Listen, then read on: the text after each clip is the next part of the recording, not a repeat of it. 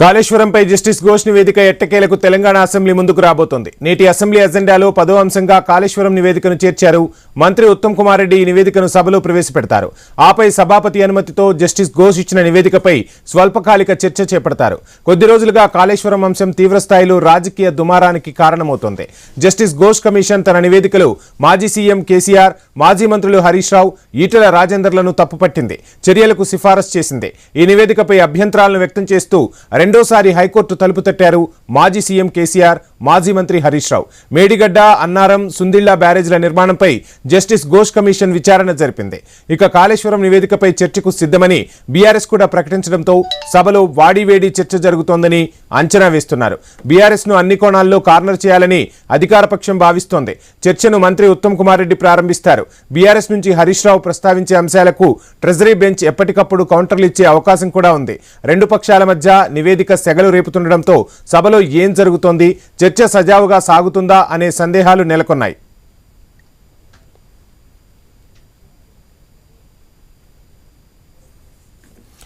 ఇక కాళేశ్వరం నివేదికతో పాటు అసెంబ్లీకి పలు కీలక బిల్లులు రాబోతున్నాయి. ఇందులో మున్సిపల్ చట్ట సవరణ బిల్లు ఉంది. దీన్ని సీఎం రేవంత్ రెడ్డి సభలో ప్రవేశపెడతారు.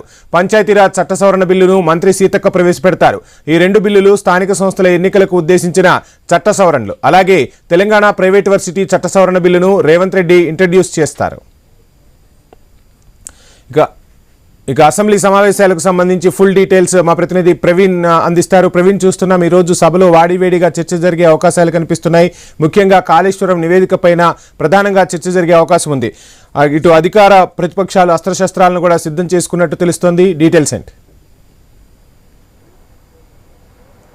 అయితే ఈరోజు తెలంగాణ అసెంబ్లీ రెండవ రోజు అయితే వాడివేడిగా కొనసాగనుంది అంటూ తెలుస్తుంది. అదేవిధంగా చూసుకుంటే మొత్తం టోల్గా అయితే బీఆర్ఎస్ ప్రభుత్వాన్ని ఇరుకున పెట్టే విధంగా అయితే మొత్తం టోల్గా కాళేశ్వరం కమిషన్ అయితే ఈరోజు శాసనసభ ముందుకు రాబోతుంది. అదేవిధంగా చూసుకుంటే ఇటు అయితే కాంగ్రెస్ ప్రభుత్వాన్ని కూడా ఇరుకున పెట్టేలా బీఆర్ఎస్ కూడా స్కెచ్ వేస్తుంది. అదేవిధంగా ఇటు ప్రజలకు వాస్తవాలు తెలవాలంటూ కూడా ఇటు బీజేపీ కానీ ఎంఐఎం కానీ ఈరోజు సభలో మొత్తం టోల్గా కూడా వాడివేడిగా రెండవ రోజు చర్చలు అయితే కొనసాగుతున్నట్టు తెలుస్తుంది. అదేవిధంగా ఉదయం 9 గంటలకు అసెంబ్లీ ప్రారంభమవుతుంది. ప్రారంభం కాగానే అయితే సీఎం రేవంత్ రెడ్డి బీఎస్సీలో నిన్న జరిగినటువంటి బీఎస్సీ మీటింగ్లో ఏమేమి నిర్ణయాలు తీసుకున్నాము అనేవి మొత్తం టోల్గా కూడా వివరించనున్నారు. అదేవిధంగా శాసనసభలో కాళేశ్వరం కమిషన్ నివేదికతో పాటు వివిధ శాఖలకు సంబంధించినటువంటి ఏవైతే పేపర్స్ ఉంటాయో ఆ పేపర్స్ అన్ని కూడా వివిధ శాఖలకు సంబంధించినటువంటి మంత్రులు కూడా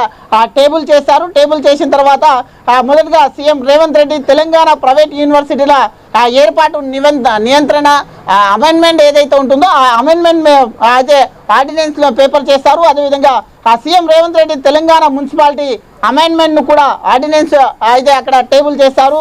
అదేవిధంగా పంచాయతీరాజ్ శాఖ చెందినటువంటి దాసరి సీతక్క అయితే మొత్తం టోల్గా తెలంగాణ పంచాయతీరాజ్ శాఖ అమెండ్మెంట్ ఆర్డినెన్స్ 1 కూడా ఆ సభలో ప్రవేశపెట్టబోతున్నట్టుగా తెలుస్తుంది. అదేవిధంగా చూసుకుంటే అయితే పర్యావరణ అటవీ దేవాదాయ శాఖ కొండ సురేఖ కూడా అయితే 2023-24 సంవత్సరానికి తెలంగాణ రాష్ట్ర అటవీ అభివృద్ధి సంస్థకు సంబంధించినటువంటి ఈ మొత్తం టోల్గా కూడా అక్కడ టేబుల్ చేయబోతున్నట్టుగా తెలుస్తుంది. అదేవిధంగా మొత్తం టోల్గా చూసుకుంటే పంచాయతీరాజ్ గ్రామీణాభివృద్ధి శాఖ దాసరి సీతక్క మొత్తం టోల్గా ఒక 2 ఆర్డినెన్స్లు కూడా అక్కడ టేబుల్ చేయబోతున్నట్టుగా తెలుస్తుంది. కాబట్టి మొత్తం టోల్గా చూసుకుంటే ఈ యొక్క సభ వాడివేడిగా కొనసాగుతుందని తెలుస్తుంది. ఈరోజు ప్రధానంగా చూసుకుంటే కాళేశ్వరం కమిషన్ నివేదిక ఏదైతే ఉంటుందో కాళేశ్వరం కమిషన్ నివేదిక పైన ప్రధానంగా చర్చ జరిగే అవకాశం కూడా ఉంటుంది. కాబట్టి అసెంబ్లీ మొత్తం టోల్గా ఈరోజు ఒక్కరోజు నిర్వహించబోతున్నారు. నిన్న బీఎస్సీలో మీటింగ్లో కూడా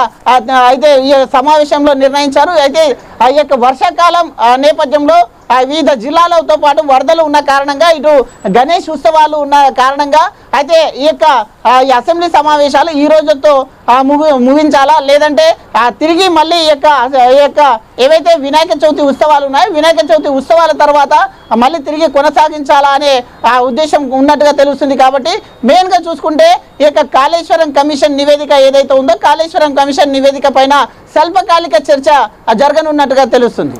రైట్ ప్రవీణ్, ఈరోజు మాజీ సీఎం కేసీఆర్ ఏమైనా అసెంబ్లీకి హాజరయ్యే అవకాశాలు కనిపిస్తున్నాయా? ఎలా చూడాలి? ఏమైనా బీఆర్ఎస్ వర్గాల నుంచి ఏమైనా సమాచారం అందుతోందా?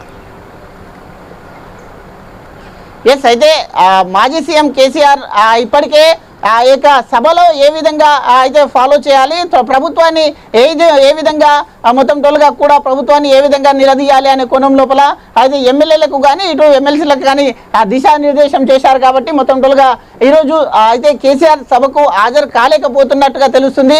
అయితే ఇక్కడ ఉన్నటువంటి ఎవరైతే ఎమ్మెల్యేలు ఉన్నారో వారు మాత్రమే ఆ సభకు హాజరయ్యే విధంగా ఈ యొక్క కాళేశ్వరం కమిషన్ పైన మెయిన్గా చర్చ ఉంటుంది. కాబట్టి ఖచ్చితంగా సభలో అయితే ఈ యొక్క యూరియా కొరత తెలంగాణ రాష్ట్ర వ్యాప్తంగా యూరియా కొరత కొనసాగుతుంది. కాబట్టి యూరియా కొరత పైన కూడా అయితే మొత్తం టోల్గా సభలో చర్చించాలంటూ కూడా ఆ బీఆర్ఎస్ ఇటు పట్టుబడుతున్న నేపథ్యంలో ఈ యొక్క బీఎస్సీ ఆ మీటింగ్లో కూడా నిన్న ఈ యొక్క యూరియా పైన చర్చించాలంటూ కూడా తెలపడం జరిగింది. అక్కడి నుండి కూడా వాకౌట్ చేసినటువంటి బీఆర్ఎస్ వాకౌట్ చేసినటువంటి దృశ్యాలను కూడా మనం చూసాం. కాబట్టి ఖచ్చితంగా ఈ రోజు అయితే ఈ యొక్క కాళేశ్వరం కమిషన్ నివేదిక పైన వాడివేడిగా చర్చలు కూడా జరిగే అవకాశం ఉన్నట్టు తెలుస్తుంది. Right, thank you Praveen.